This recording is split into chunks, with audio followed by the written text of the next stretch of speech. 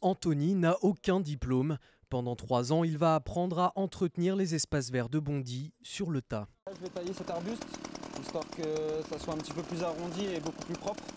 C'est la mission locale de la ville qui lui a proposé cet emploi d'avenir en mai dernier pour en finir avec les contrats précaires.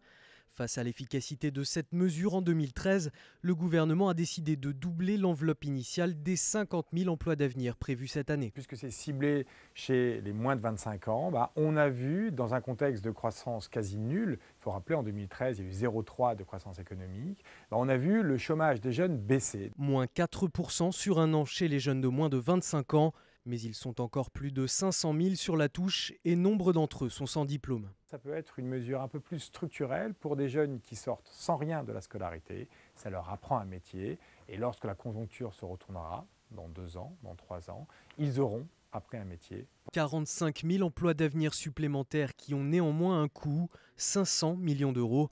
Une somme que le gouvernement espère diviser par 2 grâce à l'augmentation de la consommation et donc des recettes fiscales.